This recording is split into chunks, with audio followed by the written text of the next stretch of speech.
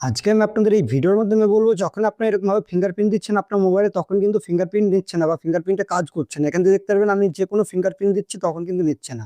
এবার ফিঙ্গারপ্রিন্ট আমি আপনাদের দেখানোর চেষ্টা করছি। এখান থেকে দেখতে পারবেন এটা কিন্তু হচ্ছে ফিঙ্গারপ্রিন্ট। এবার এই ফিঙ্গারপ্রিন্ট আমি যখন টাচ করবো তখন দেখতে পারবেন এই ফিঙ্গারপ্রিন্টে কিন্তু কোনো কাজ করছে না, বা অনেক সময় দেখবেন যখন আপনার ফিঙ্গারপ্রিন্ট দিচ্ছে তখন কিন্তু খুলে যাচ্ছে, বা অনেক টাইম কিন্তু আপনাদের লাগছে ফিঙ্গারপ্রিন্ট দিতে গিয়ে। এবার এই সমস্যাটি আপনারা যদি ঠিক করতে চান তাহলে অবশ্যই আপনারা এই ভিডিওটি সম্পূর্ণ দেখুন। প্রথমত হচ্ছে আপনাদের কি করতে হবে, আপনার মোবাইলটিকে ওপেন করতে হবে। ওপেন করার পর আপনাদের দেখবেন মোবাইলের মধ্যে দেখবেন সেটিংস এর অ্যাপ থাকবে। ওই সেটিংস এর অ্যাপটিকে আপনারা এখান থেকে ওপেন করে নিন। আমি এই সেটিংস এর অ্যাপটিকে ওপেন করে নিচ্ছি।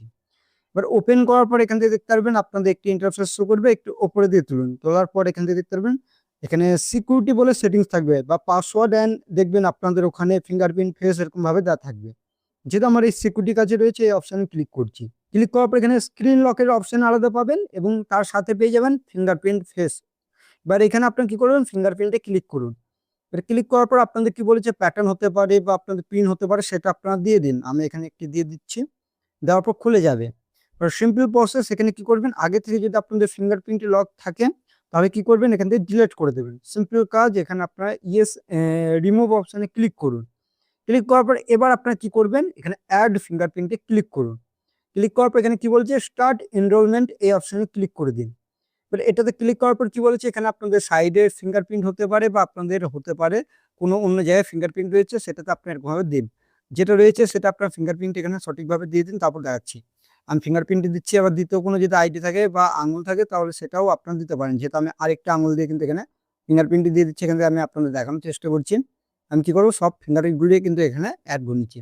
একা একা কিন্তু আপনারা করে নেবেন। আমি এখান থেকে দেখাচ্ছি, এখান থেকে দেখতে পারেন আমি ফিঙ্গারপ্রিন্টে কিন্তু পুরোটাই দিয়ে দিলাম। আর ফিঙ্গারপ্রিন্ট যখনই অ্যাড হয়ে যাও তারপর এরকম ইন্টারফেস শো করবে। এখানে কি করবেন, ডান অপশন লেখা থাকবে, এই অপশনে ক্লিক করে দিন।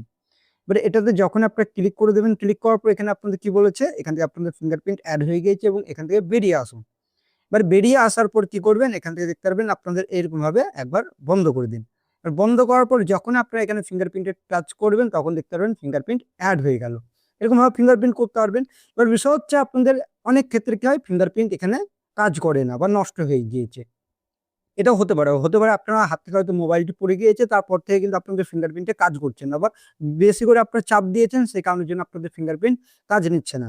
তাহলে আপনাদের কি করতে হবে, রিপেয়ার সেন্টার যেতে হবে, নাহলে সার্ভিস সেন্টারে গিয়ে কিন্তু এটা ঠিক করাতে হবে। প্রথম কাজ এটা।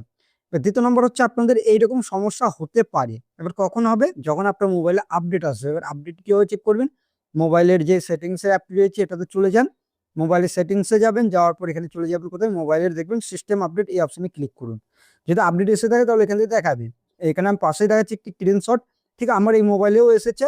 এখানে দেখতে পারবেন ফিঙ্গারপ্রিন্ট হোক বা যেসব আপনাদের দেখতে পারবেন এখানে কিছু কিছু সমস্যা রয়েছে, এইগুলো কিন্তু এই আপডেটের থ্রুতে কিন্তু ফিক্স করবে, এটা কিন্তু বলছে। এবার আপনারও যদি এরকম সমস্যা হয়ে থাকে তাহলে এরকম ভাবে ঠিক হয়ে যাবে।